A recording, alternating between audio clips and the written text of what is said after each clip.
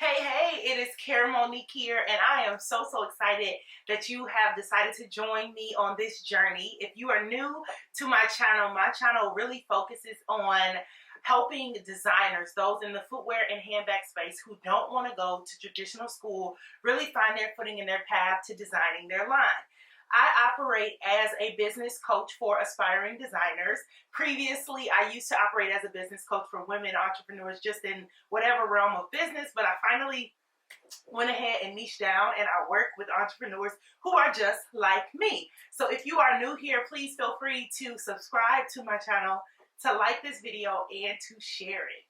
One of the things you might notice today is that my hair is a little different. I have also begun my lock journey. So I am locking my beautiful coils. I am so excited. I am less than a month in already, so I will be documenting that journey as well. And I'll be sure to put you on and let you all know exactly how it goes, what I love, the ups and downs, all of the things. But today, what we actually are going to focus on is I got a comment quite a while ago. I've actually taken a pause in my channel for a little bit, but I'm back to it. I got a comment a couple of weeks ago where someone let me know, love all the content that you're putting out, but really wanted a video on what are the typical startup costs for starting your own footwear business, and then also how do you market yourself. So I'm actually going to do two separate videos, but today's video is going to focus on what I consider my top tips or my top startup costs for starting your own footwear line. And I'm talking about footwear from the perspective of designing, not necessarily wholesale, even though some of these startup costs will also be for those of you who might be in the wholesale industry or reselling of other shoes. But this is really focused on those that want to start their own line as a designer. So let's jump right into it. All right, so you see I have my notes here because I was like, I can't remember all that stuff. I had to literally go jot down some stuff to really create this video. I had to go back and look at some of the things that I used when I first started. I was like, how did I start my business? What did I pay for?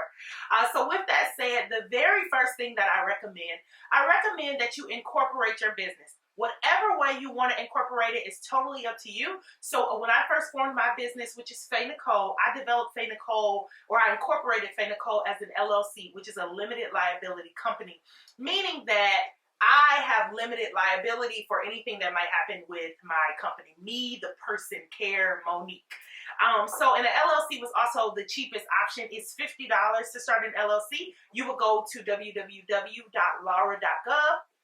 and you would just fill out the incorporation papers, whatever way. You could be an S Corp, you don't have to be an LLC, whatever you decide. You would fill out the paperwork for that. But most people are going to start as an LLC because it's the easiest, it's the cheapest in some ways, and many of us start out pretty small, so you're not really worried about tax benefits or anything like that, which would be like if you wanted to become an S Corp, there are some other benefits to being that. So you will go to laura.gov, and actually to become an LLC, the paper is actually, or the form that you would fill out is actually called Articles of Organization. I believe there are two of them there, Articles of Organization 700 and Articles of Organization 701. You can just complete the one that says 700. Special tip, there is a part on there that says basically what does your business do, or what operations do you do. I would put all things legal in and put whatever state it is that you operate out of, because what that does is that just protects you for all the parts of your business in my mind. So like if you're doing shoes but you want to test out, I highly doubt, let me start here, I highly doubt somebody's really suing you over a pair of shoes or a handbag. But if you decide that you're doing shoes but you want to test out handbags, it's covered then. But if you put that you only sell shoes, then really your LLC is only incorporated under this idea that you're going to sell shoes or whatever. So I just put all legal business in the state, and my state is Michigan, for example. So that is the very first step, and the cost to that, the cost is going to be $50. So it's $50 to start it that you would pay, unless you want to do some type of rush order, then that there are additional fees to that. And then every year, I believe I renew it for $25 a year. The second startup cost that I recommend is either hiring some type of designer or illustrator, or some type of software. And the reason that I recommend that is because there's something truly, truly special about getting your ideas out of your head and onto paper or onto the screen, something real and tangible that you can really start to dissect and look at to see what it would look like when it gets to the prototyping stage. And I don't ever think it's too early to start getting your ideas out. So for me, when I first started, I went on a site called Fiverr. So there's other ones like Upwork. You can even hire folks like on Facebook Marketplace and different places, like any kind of platform where freelancers operate. You could probably even find somebody on Instagram. But when I first started, this was in 2018, I found an illustrator because I couldn't draw at all then. I am able to sketch and draw my own designs now. But when I first started, I found someone and they were about $25 per view of the shoe. So what that meant was that could have been a top view. I'm actually going to grab a shoe so that you all can see what I'm talking about. So here's one of my shoes. So this is my Nalia Booty in green. So if I wanted them to draw, like if this was the idea in my head and I wanted 3 views, that's usually what I start with, is 3 views. So I would pay for a side view, I would pay for a front view, and I would pay for a top view. Some people also do a bottom view and an inside view, or some type of inside view of the inside of the shoe, but I started off with just 3. So I paid about $75 per design concept to be illustrated when I first started.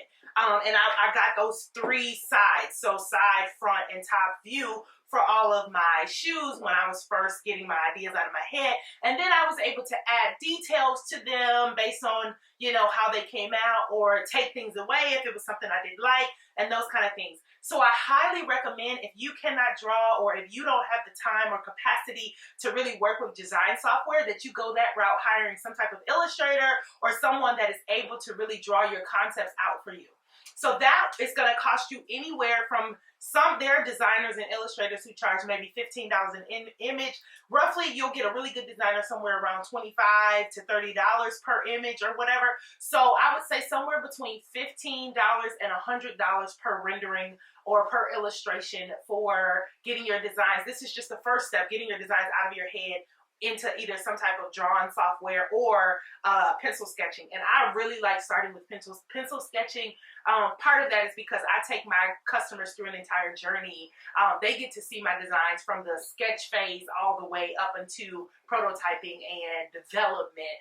So I just think it's an added touch that is not the first thing they don't see is this digital image of it already being done. So that's the first side of that. The other side is, you could totally go ahead and purchase some type of design software. Now, design software can be tricky if you don't have any type of experience with it. And I'll put a list right here of some of the design softwares that are available. But the most popular and most common one that I've come across with a lot of designers now is they're just using Illustrator. But of course, there are some CAD programs that you can use. I even cheat sometimes, and I just get my designs out of my head using Canva. And I actually have a video that I'll throw up here. I have a video where I talk about how I kind of just get my the elements of a shoe or a design out of my head using Canva, because Canva is free to very cheap. I have like the $12 monthly subscription. Anyway, I'm rambling. Back to that.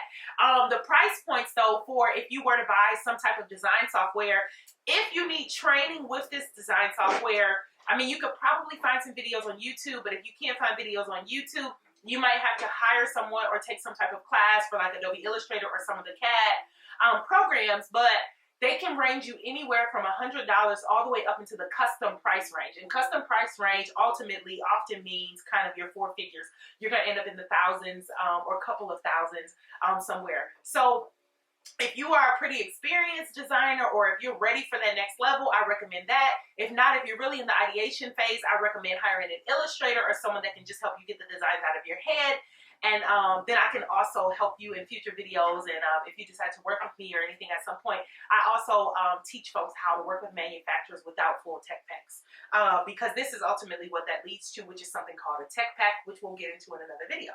So the third startup cost, and I highly recommend it, not only because I am in this particular space as a business coach, but also as a designer. I sit on both sides of the table. I highly recommend that you invest in a business coach, and not necessarily a coach that's just in any area. I really recommend that you work with a coach that also kind of leans into the consulting side of your particular industry. So if you are looking to do footwear, I recommend you work with a coach or a coach that's in the consulting space as well, that consults on actual footwear, that knows the industry.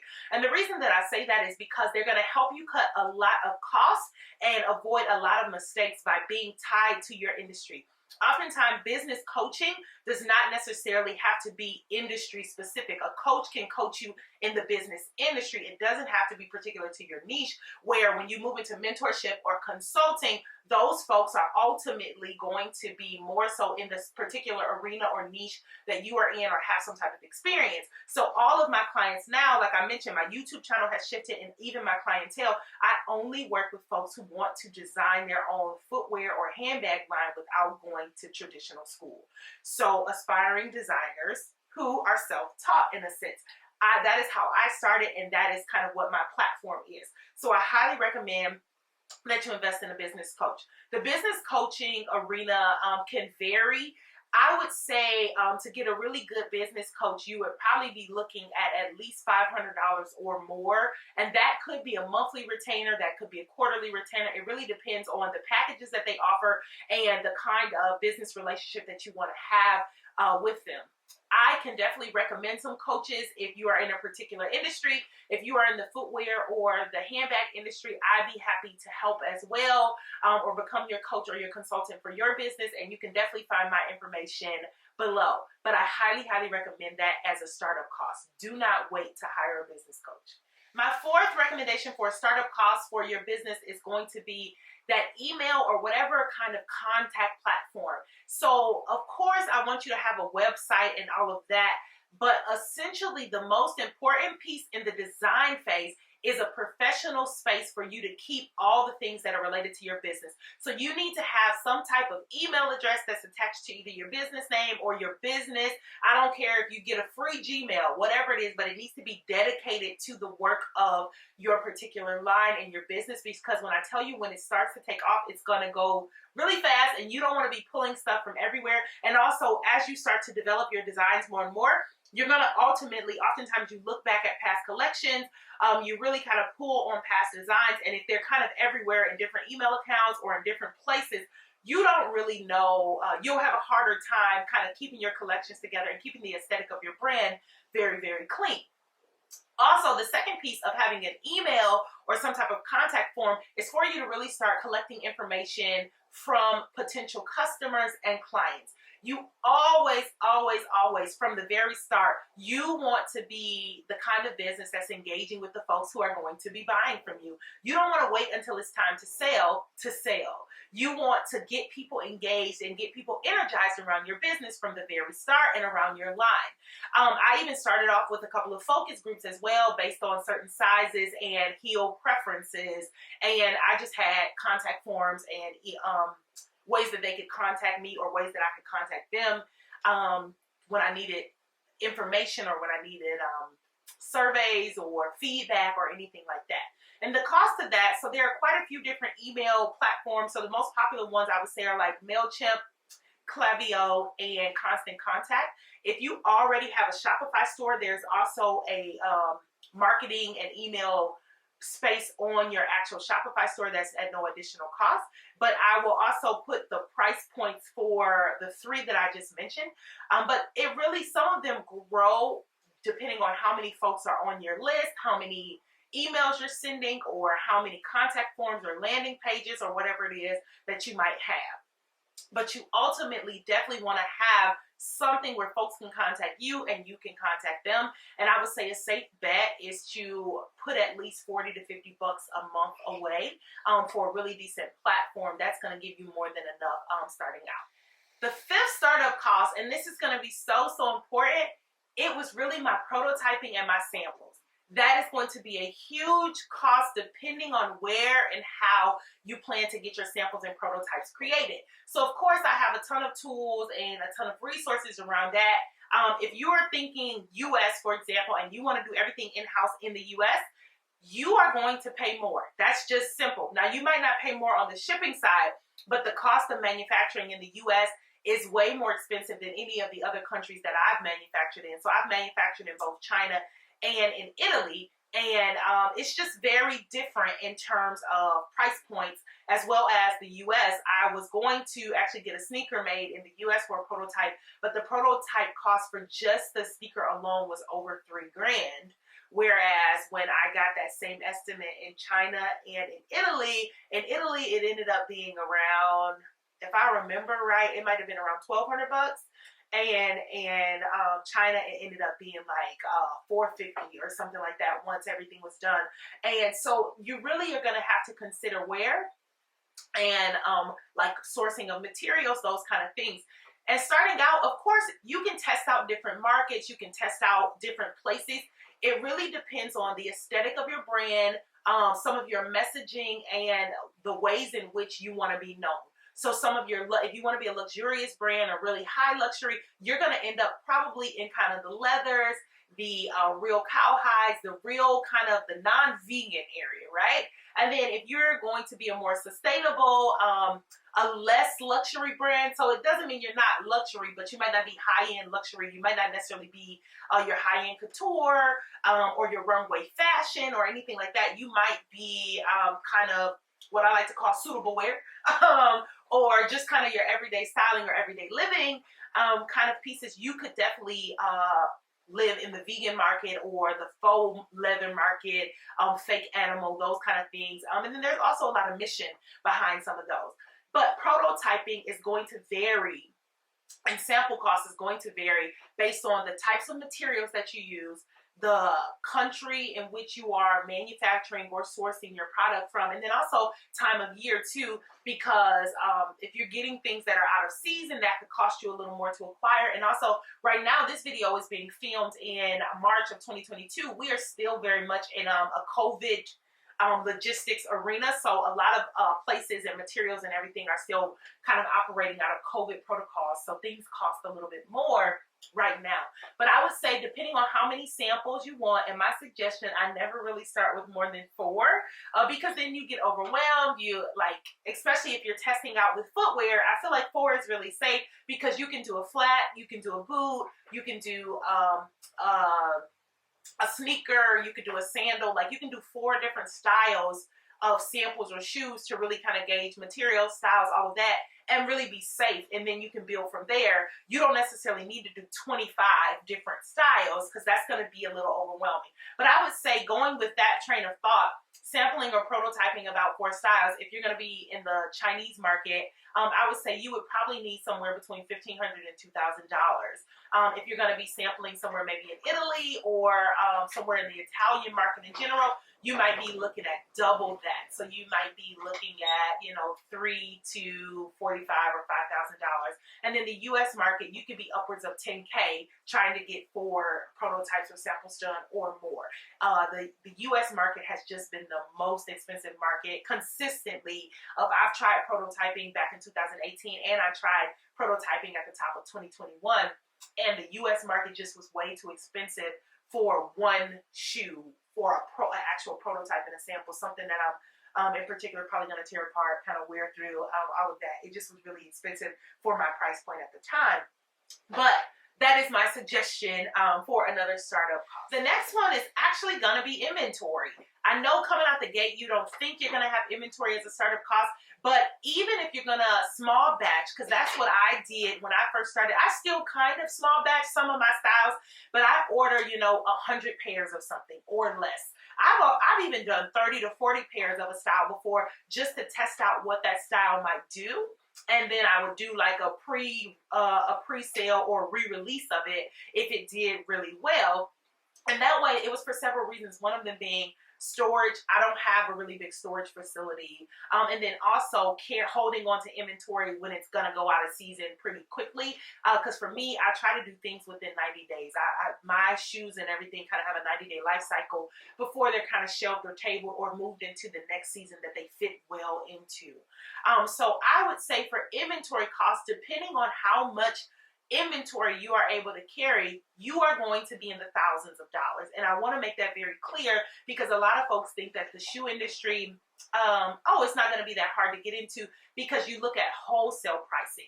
So of course you can go on different sites and you can purchase shoes that are already manufactured, they're already created, and you can get them at a wholesale price. So you might be paying $12 to $13 per pair of shoes plus shipping, and they come in size runs, right? They come in like size run A, size run B, size run AB, all of that. But that is very different. The wholesale market of purchasing is very different from the manufacturing side of it. So manufacturing, because they're going to take into account costs, molding fees of your particular logo, your particular designs, you could be spending, $4 to $5 more per pair. So your shoes might cost $20 instead of $14 or $15 or whatever per pair in the wholesale market.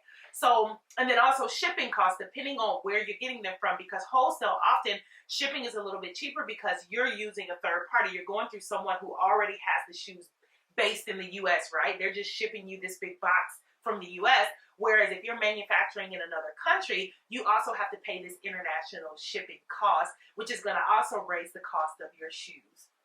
So I would recommend starting out for inventory, even if you're small batching. And like I said, my recommendation is always starting kind of with 4 styles. That's a full collection to me. You're able to get 4 different styles of shoes in a collection. That's pretty safe. So I recommend doing around, depending on your space, this could be too much for people, but I would say if you were doing 50 pair of each style, so you had 4 styles, so you're looking at 200 pairs of shoes total, I would set aside somewhere around $5 to $8 grand for your actual inventory. And then, you can adjust that price point based on what industry you're in. If you're the high-end luxury, it may be more than that. If you're using real leathers and real animal versus vegan or faux leathers and things like that, I'm really looking at kind of a faux market. So just kind of double that price point if you're more so on the very high-end luxury using real products, or like, not real products, real leathers, real materials, like materials that come from actual animals that are not synthetic. So that is my next recommendation for your startup costs. The next one I would say is your marketing budget, and I'm going to keep this one pretty straightforward. You are going to need to market your products in some way. Your marketing budget does not have to be huge, especially now. I recommend you get a social media presence. I'm talking about TikTok. I'm talking about Facebook. I'm talking about Instagram. I'm talking about Snapchat. I'm talking about being on all of these places and spaces where you can organically reach people. Reels right now are so huge. They don't cost any money. All you have to do is be consistent. Putting out a reel every day or every other day or even every couple of days, really promoting your product, get you in front of audiences that don't cost you a dime to be in front of. Get you in front of folks who would be interested in your products. They get your audience growing. They get your audience engaged. So I highly recommend that you jump on social media as soon as possible, because that's really going to help with your marketing budget. Now, I know that, of course, there's still a lot of traditional marketing tools and tactics, of course, commercials, and even ads on different platforms and things like that where you can run ads. And those get pretty costly. And depending on how and what it is that you are marketing, there are going to be seasons where your marketing budget is probably going to be a little higher and seasons where it's going to be lower. Lots of times where your ROI, so right around like Black Friday, the holiday season, ROIs, the return on investment usually goes pretty high, right? But then right after January, February, a lot of folks don't get to see a really big return on investment for their marketing budget because folks have just done all that shopping. You see a lot of returns go up, so you see a lot of money kind of going out instead of money coming in. So when you first start out though, I recommend that you market very clearly. You market that brand message. You market the details of your styles and your shoes. You market who you are as a brand, what it is that you do. You get people to know, like, and trust you. That is going to be pivotal for you. So the one side of that is doing all of the things that you can do for free on social media, running stories, running reels, posting consistently, sharing your own stuff to your other pages, your personal pages, getting your friends and stuff to share it, those kind of things. But then also a marketing budget as far as like running advertisements, whatever platform that is that you choose, whether that be ads on social media, commercials on TV, billboards, buses, whatever that is. I recommend that you set aside somewhere around 15 to 20% of whatever your full inventory or your expected revenue, shall I say, your expected revenue is for whatever that collection is. And that is just, so I didn't get this out of a book or anything. This is just what worked for me and a couple of my friends. We tested this out in a couple of our businesses, and 20% in a non-holiday season, kind of when we were first starting out or when we first started launching collections, around 20% of our anticipated revenue from whatever that collection was kind of was a safe bet for our marketing budget. And the reason being is because even if we didn't like get a ton of sales, 20% allowed us to really have lower risk, and we were going to at least make that back while selling. And we can get into marketing in a whole nother video, a whole nother level, but that is my recommendation for that. So the next thing is going to be your website and your landing page. That's a huge startup cost for a lot of folks, depending on how you want your website to look. I am not going to get into the details of hiring a super great web designer and all of that. I am a huge advocate for Shopify. To be completely honest, I love Shopify. Shopify is super easy to use, and it's very, very affordable. They have a $29 package a month. You can build out with a free theme. You can even purchase a theme for somewhere between $130 to $180. Own that theme for the life of, your site or whatever, and you can create your own website design yourself. And Shopify integrates with every platform you can really think of for the most part. And Shopify is very easy to navigate in terms of shipping, your taxes, all of that. You don't have to do a lot of overthinking. When you build custom websites, you often have to do a lot of integrations to do the back end work, the business of business. So your accounting processes, your taxes, your shipping, and all of that. So I highly just recommend building your website, because you're going to be product based, building it out on Shopify. And I actually have a video where I show you how to create a Shopify website, and I'll make sure to get that video posted within the next couple weeks. It's from a webinar that I did with a mentorship program, and I'm happy to share that so that you all know how to create your own Shopify store. Hey, so I did not realize that the video got cut off until I was actually editing the video. So here's the ending for you all. I hope that these tips on startup costs for a shoe business were very, very helpful for you. Please remember to like this video, to comment on this video, to share this video, and to subscribe to this channel. If you would like for me to make a video about anything else, please leave me a comment and I will be happy to do so. And I will see you all in the next video.